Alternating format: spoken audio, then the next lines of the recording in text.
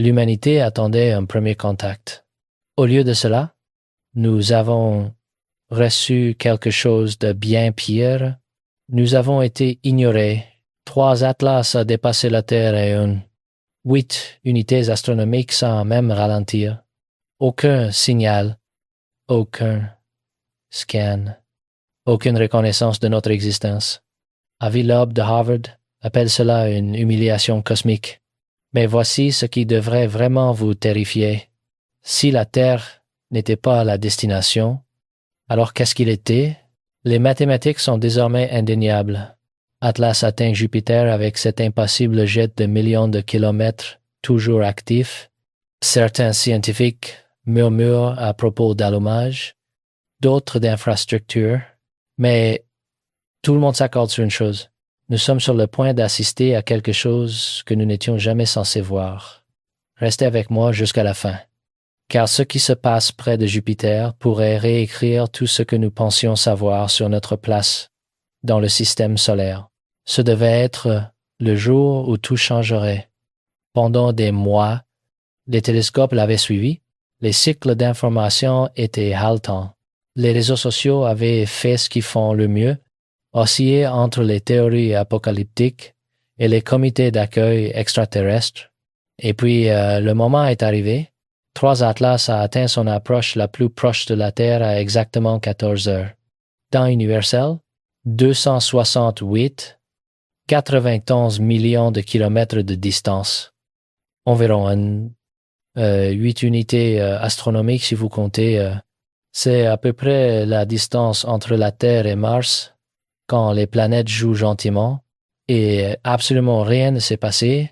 L'objet n'a pas ralenti, il n'a pas changé de cap, il n'a pas pulsé, signalé ou reconnu notre existence de quelque manière mesurable que ce soit, et il a juste continué comme un conducteur sur une autoroute qui ne jette même pas un coup d'œil au restaurant en bord de route.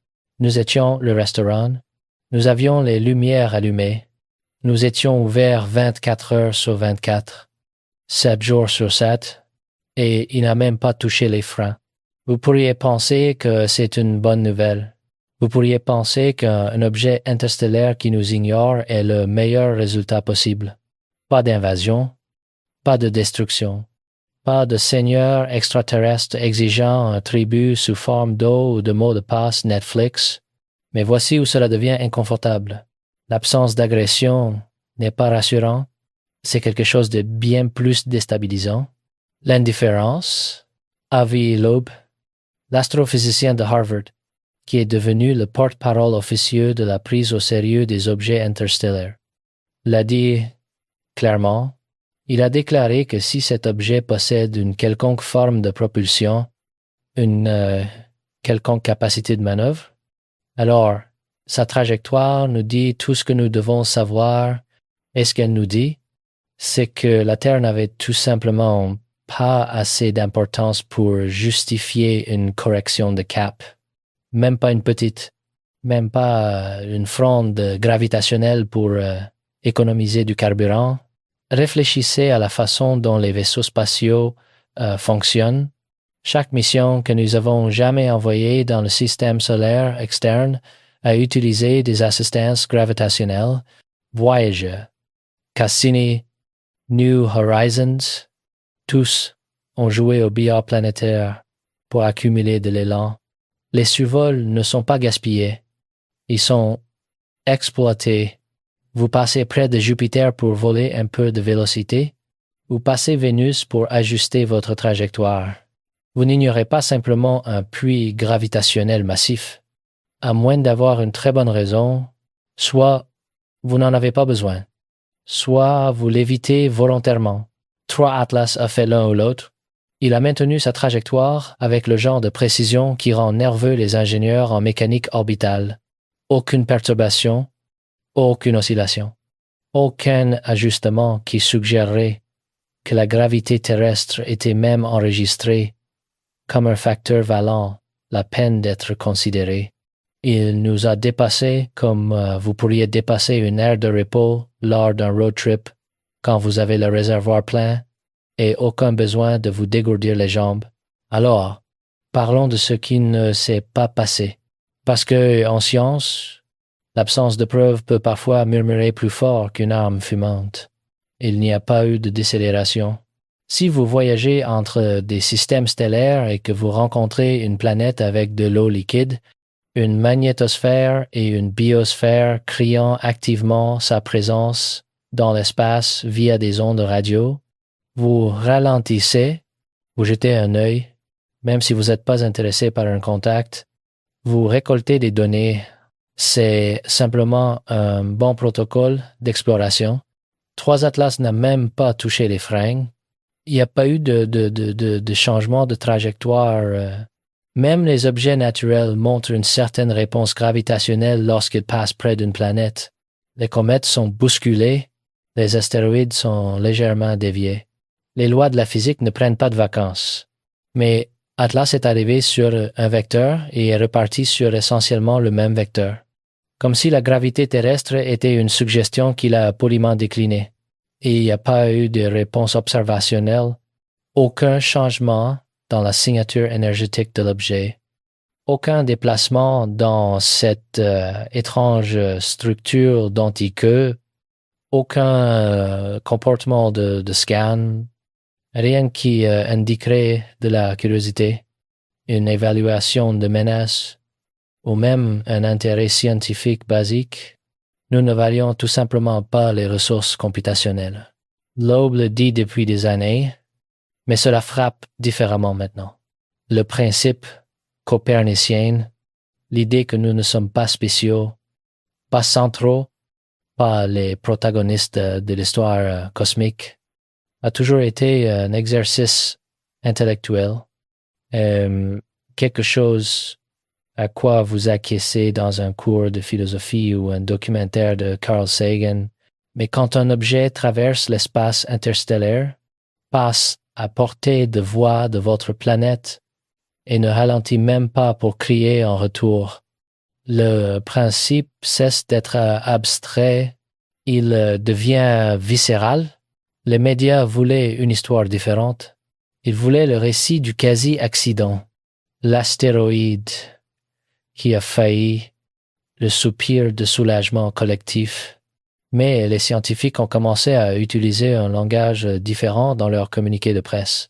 Des mots comme trajectoire non perturbée et passage nominal est cohérent avec le profil de mission. Attendez, profil de mission. Ce n'est pas le langage des comètes. C'est le langage des vaisseaux spatiaux. Et cela a été dit plus d'une fois. Voici la chose à propos des survols. Ce sont des moments d'échange d'informations maximum, que vous soyez une sonde robotique ou une civilisation curieuse. Vous ne gaspillez pas une approche rapprochée. Vous allumez vos instruments. Vous récoltez tout ce que vous pouvez. Vous faites en sorte que la visite compte. Le fait qu'Atlas n'ait montré aucun comportement cohérent avec la collecte de données signifie l'une de 2 choses. Soit il avait déjà toutes les données dont il avait besoin sur la Terre, soit la Terre n'était pas sur l'itinéraire en premier lieu. L'option 1 est troublante. L'option 2 est existentiellement humiliante, parce que si la Terre n'était pas la destination, alors ce n'était pas un raté, ce n'était pas un appel rapproché, c'était un contournement, un point de passage qui ne méritait même pas une désignation de point de passage. Nous étions le belvédère panoramique pour lequel personne ne s'arrête, parce que la vraie destination est encore à 400 mètres sur la route et que le soleil se couche dans 2 heures. Et si c'est vrai, si nous venons de regarder quelque chose nous dépasser avec le désintérêt désinvolte d'un navetteur en pilote automatique, alors la question n'est pas ce qui vient de se passer. La question est, où va-t-il réellement? 3 heures avant l'approche la plus proche. Quelque chose d'étrange est arrivé au champ magnétique terrestre. Exactement à 11 heures d'Inde universelle, les stations de surveillance à travers la planète ont détecté une pulsation dans les résonances de Schumann. Pour ceux qui ne passent pas leur journée à observer le battement des cœurs électromagnétiques de la planète, les résonances de Schumann sont les fréquences naturelles auxquelles l'atmosphère terrestre vibre, piégées entre la surface et l'ionosphère. Elles sont causées par les éclairs, des milliers d'entre eux chaque minute, créant un circuit électrique global qui bourdonne à des fréquences spécifiques. La résonance primaire se situe à environ 7-8 Hz. Il y a des harmoniques supérieures, bien sûr, mais ils sont généralement plus faibles, plus variables, moins stables. Ce jour-là, l'harmonique de 25 Hz a connu un pic, pas pendant quelques secondes, pas dans une explosion bruyante et chaotique comme on pourrait s'y attendre d'une éruption solaire ou d'une tempête géomagnétique. Elle s'est maintenue stable pendant environ 10 à 7 minutes, puis s'est estampée jusqu'au niveau de fin, 17 minutes d'une seule fréquence pure et inébranlable à 25 Hz, avant d'aller complètement dans l'ancienne théorie des extraterrestres. Soyons clairs sur ce que nous ne disons pas. Nous ne disons pas que c'était un message. Nous n'affirmons pas que 3 Atlas nous a envoyé un SMS cosmique disant nouveau téléphone. Qui est-ce? Nous ne sommes pas en train de suggérer que quelqu'un essayait de communiquer avec l'humanité via les résonances atmosphériques. Aussi poétique que cela puisse paraître, ce que nous disons, c'est qu'une anomalie s'est produite. Une anomalie mesurable, documentée, reproductible dans plusieurs stations indépendantes. Et le moment de cette anomalie, 3 heures avant le survol le plus proche d'un objet interstellaire avec des caractéristiques inexpliquées, est soit une coïncidence remarquable, soit quelque chose qui mérite une attention sérieuse. La science n'aime pas les coïncidences. Elle les tolère quand elle le doit, mais elle ne les accepte jamais confortablement. Et quand une coïncidence implique un événement sans précédent, chronométré avec une arrivée interstellaire, la science commence à poser des questions désagréables. Est-ce que l'objet interagissait avec le champ magnétique terrestre? Est-ce que quelque chose dans sa structure ou sa propulsion créait des perturbations électromagnétiques détectables à cette distance? Est-ce qu'il sondait, scannant notre planète d'une manière que nous ne comprenons pas encore? Ou est-ce que nous cherchons des schémas dans le bruit parce que nous voulons désespérément que quelque chose se soit passé, que nous n'ayons pas simplement été ignorés? Les deux sont possibles, les deux sont inconfortables. Mais voici ce qui est indéniable. L'objet n'a pas ralenti pour la Terre. Il n'a pas changé de trajectoire. Il n'a montré aucun intérêt observable pour notre planète en tant que destination. Et pourtant, dans les heures précédant son passage le plus proche, l'atmosphère terrestre a enregistré une anomalie qui ne correspond à aucun schéma naturel connu. C'est le genre de contradiction qui rend les scientifiques nerveux, parce que si vous éliminez tous les comportements attendus pour un contact, toutes les choses qu'un visiteur interstellaire devrait logiquement faire, vous vous retrouvez avec quelque chose de bien plus étrange. Un objet qui ignore votre planète, mais laisse quand même une empreinte détectable. Un survol qui n'est pas une visite, mais qui n'est pas non plus complètement silencieux. Une présence qui ne communique pas, mais qui ne peut pas non plus être entièrement ignorée. Et puis, il y a le silence qui a suivi le survol, pas le silence cosmique. Celui-là, on le connaît, mais le silence humain, calculé, délibéré, pendant les 48 heures qui ont suivi l'approche la plus proche, les agences spatiales du monde entier sont devenues étrangement réticentes. Les communiqués de presse qui avaient été programmés ont été retardés. Les conférences de presse qui avaient été annoncées ont été reportées sans nouvelle date. Les porte-paroles qui avaient été bavards pendant des semaines sont soudainement devenus indisponibles pour des commentaires. Ce n'était pas une panne. Les télescopes fonctionnaient, les données étaient collectées. Les scientifiques travaillaient, mais quelque chose dans ce qu'ils voyaient ou ne voyaient pas a déclenché une pause, pas une panique, une pause. Le genre de pause qui se produit lorsque les personnes en position d'autorité réalisent qu'elles ne savent pas comment encadrer ce qui se passe, comment contextualiser des données qui ne correspondent à aucun récit existant, comment dire au public quelque chose qui pourrait tout changer sans provoquer exactement le genre de perturbation qu'elles sont censées empêcher. Les fuites ont commencé sur des forums scientifiques, pas de lanceurs d'alerte dramatiques, pas de révélations explosives. Juste des conversations tranquilles entre des personnes qui avaient accès aux données brutes et qui essayaient de donner un sens à ce qu'elles voyaient.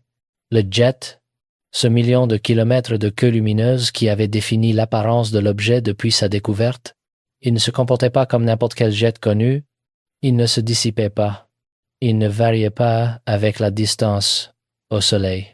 Il ne montrait aucune des caractéristiques qu'on attendrait de la sublimation de glace ou de l'éjection de matière. Il était constant, stable, presque mécanique dans sa cohérence. Et pendant le survol, quand les télescopes les plus puissants de la Terre avaient une ligne de vue directe, le jet a fait quelque chose d'encore plus étrange. Il s'est ajusté, pas dramatiquement, pas d'une manière qui crie intelligence artificielle ou contrôle extraterrestre, mais il y a eu des changements subtils dans la luminosité, dans la distribution de l'énergie le long de sa longueur, dans la façon dont il interagissait avec le vent solaire, des changements qui ressemblaient moins à un processus naturel et plus à une modulation, comme si quelque chose ajustait des paramètres, affinait la sortie, optimisait la performance. Les scientifiques utilisaient des mots prudents, anomalie, variation, comportement non standard, mais dans les conversations privées, dans les emails qui n'étaient pas destinés à une publication, un langage différent émergeait. Contrôle actif, propulsion dirigée, systématique, et si vous écoutez attentivement les conférences qui ont finalement eu lieu, si vous regardez au-delà du langage soigneusement calibré et des avertissements sur les conclusions prématurées, vous pouvez entendre la tension. Ils ont vu quelque chose qu'ils ne peuvent pas expliquer, quelque chose qui ne rentre pas dans les modèles, quelque chose qui suggère que 3 Atlas n'est pas seulement un objet se déplaçant dans l'espace, mais un objet faisant quelque chose de délibéré. Et ce quelque chose a un objectif. Alors que l'objet continuait sa trajectoire au-delà de la Terre, les télescopes le suivaient, pas seulement par curiosité scientifique maintenant, mais avec quelque chose qui ressemblait à de l'urgence. Parce que si la Terre n'était pas la destination, si nous n'étions qu'un point de repère non marqué sur une route vers autre chose, alors la question devenait inévitable. Où va-t-il? Les mathématiques étaient claires. La trajectoire pointait vers Jupiter avec une précision qui ne laissait aucune place à l'ambiguïté. Ce n'était pas une approche approximative. Ce n'était pas dans la direction générale de... C'était un vecteur direct, calculé, inévitable vers le géant gazier, et ce n'était pas seulement vers Jupiter. C'était vers une région spécifique de l'espace près de Jupiter. Le rayon de Hill, la zone où la gravité de Jupiter domine celle du Soleil, où les lunes orbites sont stables, où la magnétosphère crée un environnement électromagnétique unique, c'était vers l'infrastructure. Maintenant, quand la plupart des gens pensent à Jupiter, ils pensent à une boule de gaz géante avec des bandes colorées et une grosse tache rouge. Tempête, nuage, peut être les anneaux si vous vous sentez fantaisiste, mais pour une civilisation suffisamment avancée pour traverser l'espace interstellaire, Jupiter n'est pas juste une planète, c'est une ressource, un champ magnétique plus puissant que tout autre dans le système solaire, une magnétosphère si massive qu'elle engloutit ses propres lunes et crée des ceintures de radiation si intenses qu'elles peuvent frire l'électronique en quelques heures. Un réservoir gravitationnel capable d'accélérer des objets à des vitesses extrêmes. Une usine à énergie générant plus de radiation que la planète ne reçoit du Soleil. Si vous construisiez l'infrastructure, si vous vouliez exploiter les ressources d'un système stellaire, Jupiter ne serait pas un arrêt touristique. Ce serait votre première cible. Et 3 Atlas se dirigeaient directement vers elle. L'arrivée prévue était calculable avec une précision effrayante. Les lois de la mécanique orbitale ne laissent aucune place au mystère une fois que vous connaissez la masse, la vélocité et la trajectoire. L'objet atteindrait son approche la plus proche de Jupiter à environ 6 millions de kilomètres, juste au bord du rayon de Hill. Exactement là où les mathématiques disaient qu'il irait. Exactement là où quelque chose avec un but irait. Mais voici où cela devient vraiment inconfortable. Ce n'était pas une rencontre par hasard. Ce n'était pas un objet tombant dans le puits gravitationnel de Jupiter et étant dévié. La trajectoire était trop précise. L'approche était trop contrôlée. C'était comme regarder une sonde spatiale exécuter une manœuvre planifiée, sauf que personne sur Terre n'avait planifié cela. Quelqu'un d'autre l'avait fait. Quelqu'un ou quelque chose avait calculé cette trajectoire, chronométré cette arrivée, visé cette région spécifique de l'espace avec le genre de précision qui ne vient que d'une ingénierie délibérée. Et si vous acceptez cela, si vous acceptez que la trajectoire n'est pas aléatoire, alors vous devez accepter l'implication. L'objet ne visitait pas Jupiter. Il y allait pour faire quelque chose. La question devenait quoi? Les théories ont commencé tranquillement dans les couloirs des départements de physique, dans les emails tard le soir entre collègues qui se connaissaient suffisamment bien pour spéculer sans être ridiculisés. Personne ne voulait être celui qui disait tout haut la chose évidente, la chose qui semblait trop grande, trop étrange, trop inconfortable. Mais finalement, quelqu'un l'a dit, et si c'était pas une visite, et si c'était de la construction, le silence qui a suivi cette question était lourd. Parce qu'une fois que vous la posez, une fois que vous commencez à penser en termes de construction au lieu d'exploration, tout l'événement change de nature. Les explorateurs visitent, les constructeurs restent, les explorateurs observent, les constructeurs modifient, les explorateurs collectent des données et rentrent chez eux, les constructeurs créent de l'infrastructure et reviennent. Et si 3 Atlas était un constructeur, si sa mission était de faire quelque chose près de Jupiter au lieu de simplement le regarder, alors l'humanité ne regardait pas une rencontre unique. Nous regardions le début de quelque chose qui ne s'arrêterait pas quand l'objet repartirait. Nous regardions l'installation. La magnétosphère de Jupiter est colossale.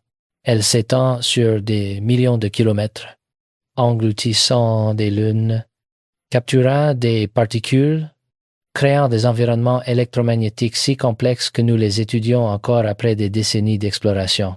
C'est un laboratoire naturel pour la physique des plasmas, l'accélération des particules, les interactions champ-matière. C'est aussi un système d'énergie potentielle. Si vous saviez comment exploiter les flux magnétiques de Jupiter, comment canaliser sa radiation, comment utiliser ses lunes comme point d'ancrage pour l'équipement, vous pourriez construire quelque chose d'extraordinaire.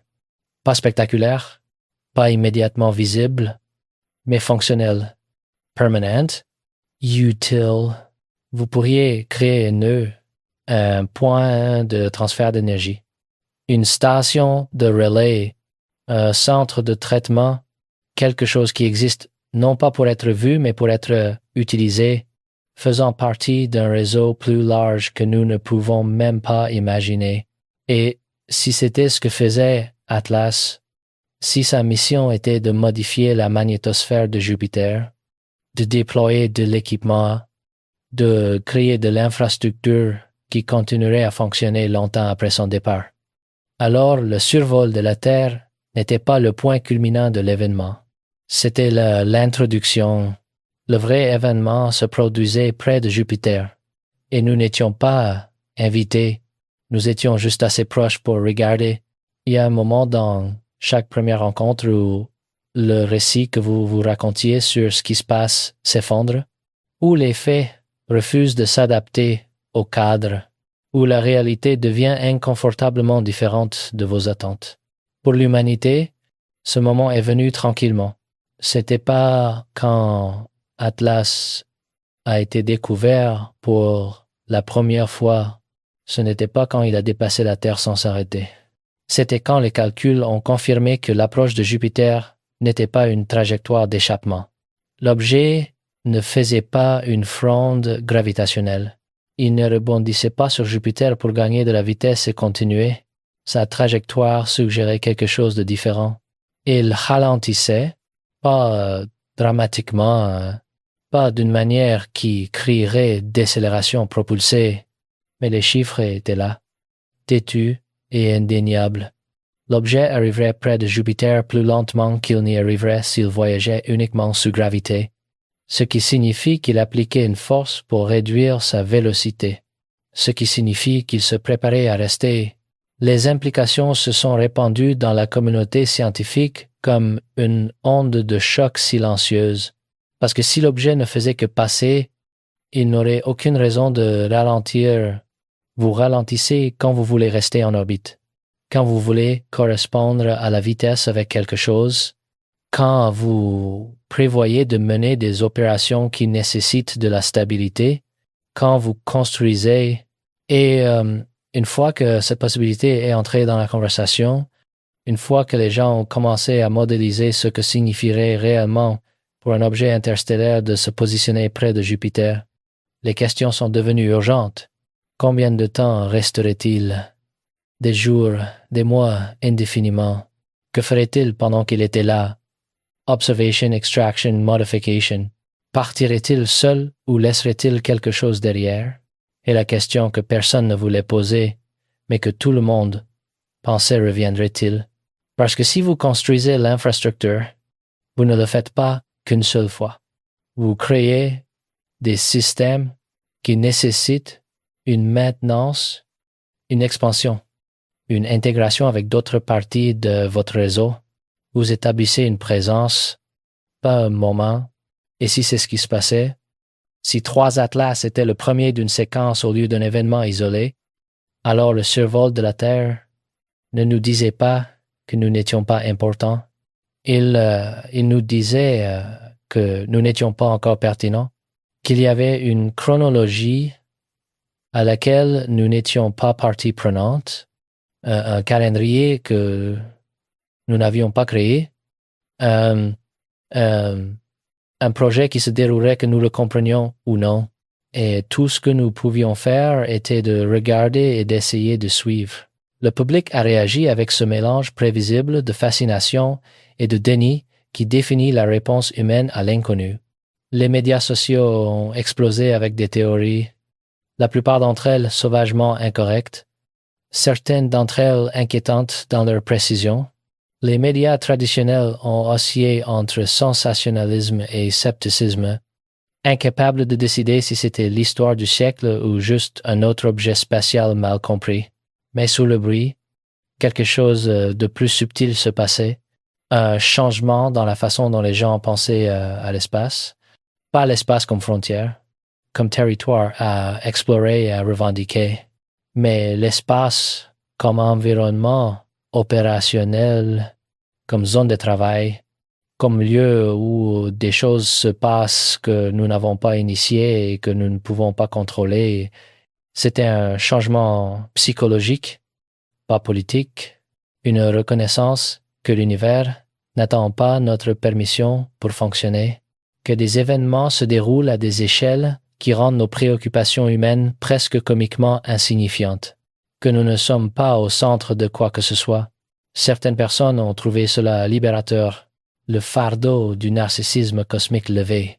Si nous ne sommes pas responsables de tout, si l'univers a ses propres priorités qui n'ont rien à voir avec nous, alors peut-être pouvons-nous arrêter de prétendre que chaque événement cosmique est à propos de nous. D'autres l'ont trouvé terrifiant.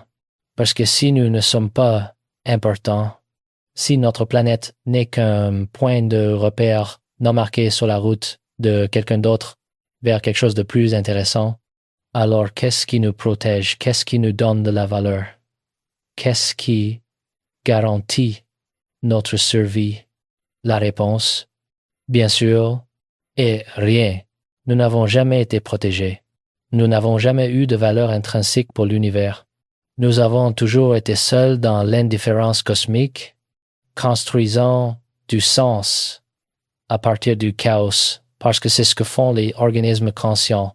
Mais savoir cela intellectuellement et le vivre émotionnellement sont deux choses différentes.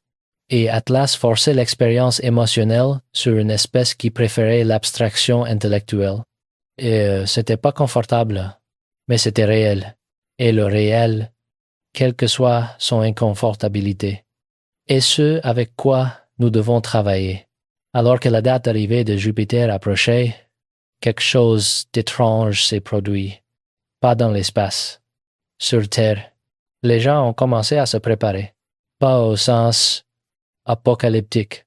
Pas de bunkers ou de provisions d'urgence ou de préparation de fin du monde, mais une préparation psychologique, un ajustement de l'attente, un recalibrage de ce qui compte. Les conversations ont changé. Les gens parlaient différemment de l'avenir, moins de certitude, plus de questions, une volonté d'admettre qu'ils ne savaient pas ce qui se passait, que personne ne savait vraiment, et que c'était acceptable de ne pas savoir, c'était acceptable d'être petit, c'était acceptable d'être témoin d'événements que vous ne comprenez pas, qui n'ont jamais été destinés à vous impliquer, qui se dérouleront que vous les regardiez ou non. Cette acceptation n'était pas de la résignation, c'était de la maturité. L'humanité commençait à grandir, non pas parce que nous avions résolu les mystères de l'univers, mais précisément parce que nous ne l'avions pas fait. Parce que nous faisions face à quelque chose de plus grand que nous et que nous choisissions de regarder au lieu de détourner les yeux, parce que nous reconnaissions que notre ignorance n'était pas une faiblesse à cacher, mais une condition à accepter. Et dans cette acceptation, il y avait une sorte de pouvoir, pas le pouvoir de contrôler, le pouvoir de comprendre, le pouvoir d'apprendre, le pouvoir de changer. Atlas ne nous enseignait pas la physique, il nous enseignait l'humilité. Et l'humilité, il s'avère, était la leçon dont nous avions besoin. Voici la chose la plus étrange à propos de toute cette affaire. C'était pas l'objet lui-même. Ce n'était pas la trajectoire ou le jet ou même les implications d'infrastructure. C'était notre réaction. Nous n'avons pas paniqué. Au cours de l'histoire humaine, face à l'inconnu, notre instinct par défaut a été la peur. La peur conduit à l'agression ou au déni ou à la mythologie. Les histoires que nous nous racontons pour rendre le chaos gérable. Mais cette fois, quelque chose de différent s'est produit.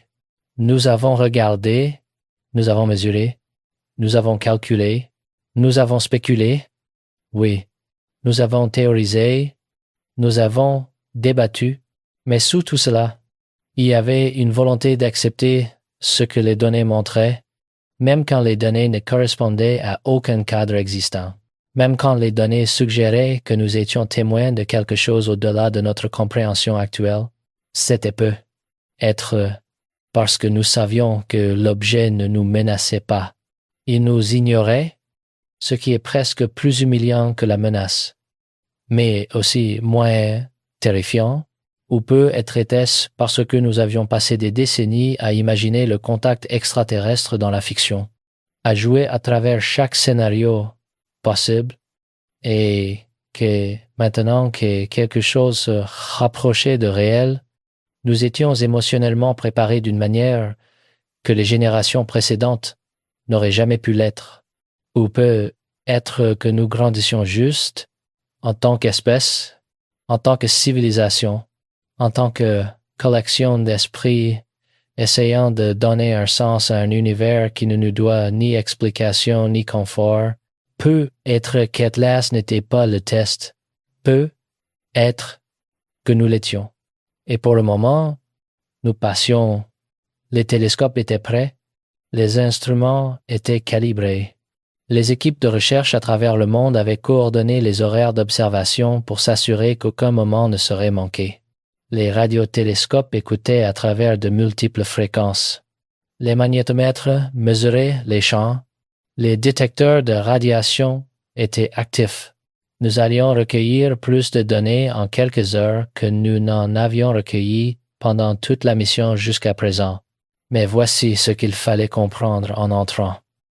L'événement le plus important pourrait ne laisser aucune trace visible. Nous attendions du spectacle.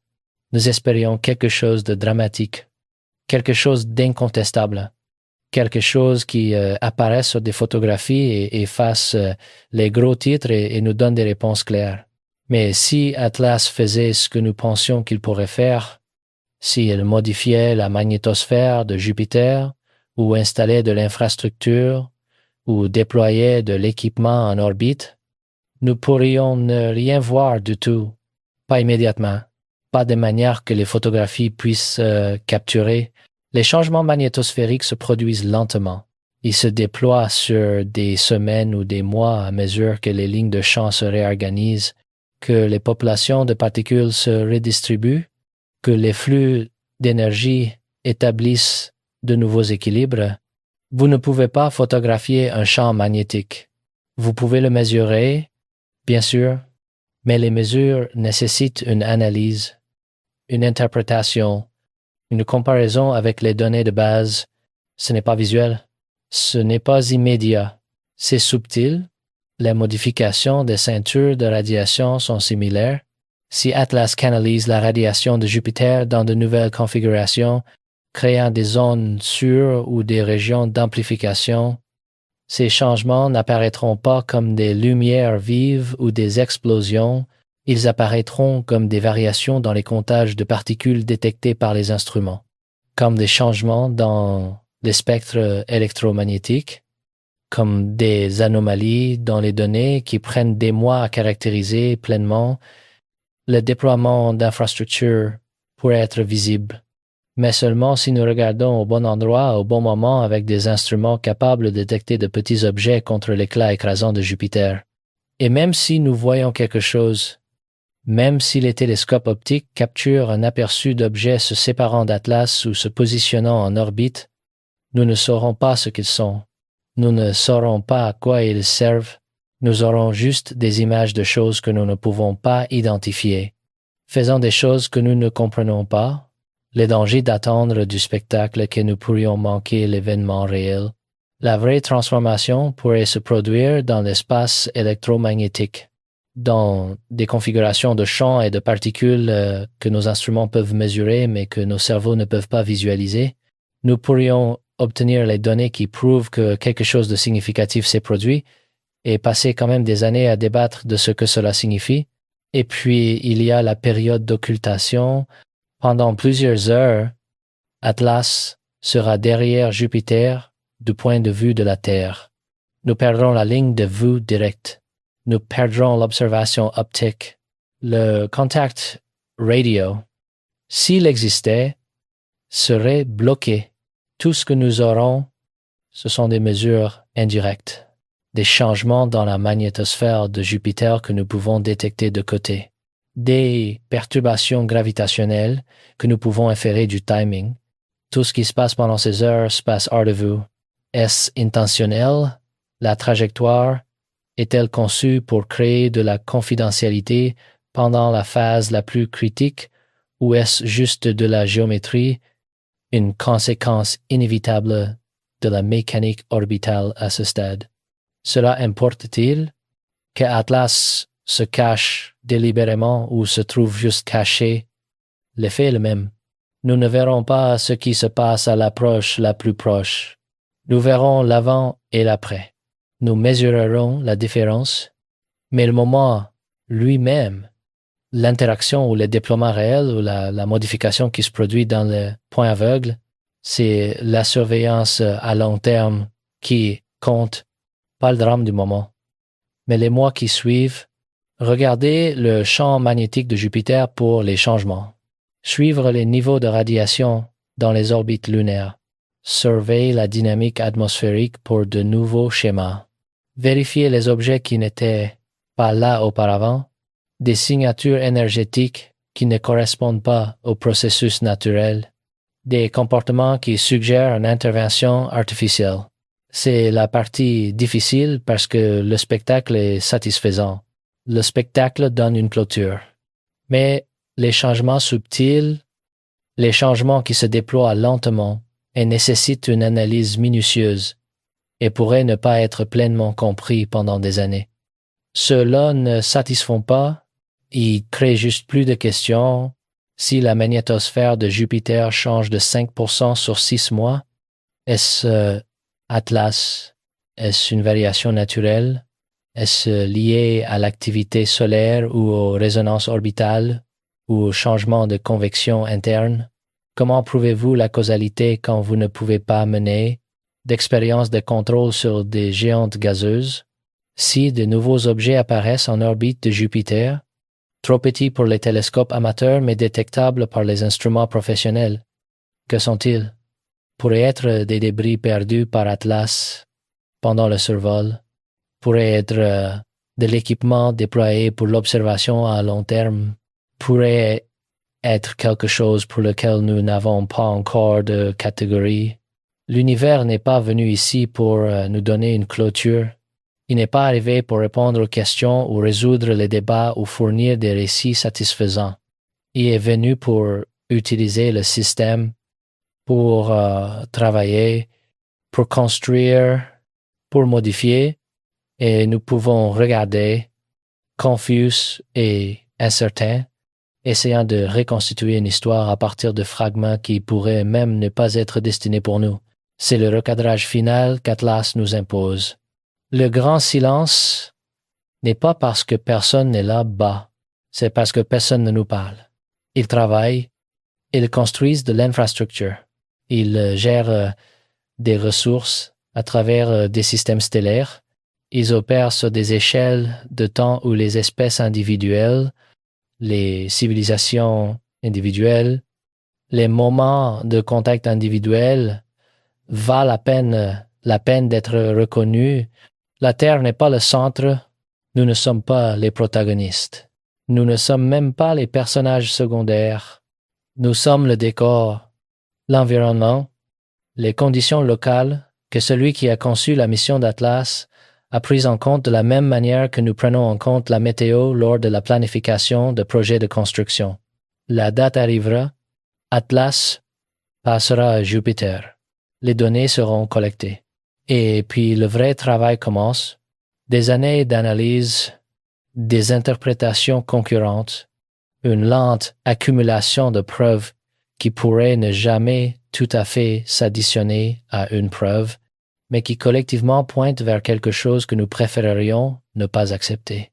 Le système solaire est utilisé, pas envahi, pas menacé, juste utilisé par quelque chose qui a traversé l'espace interstellaire et entré dans notre voisinage, a évalué ce qui était disponible et s'est mis au travail sans demander la permission ni offrir d'explications.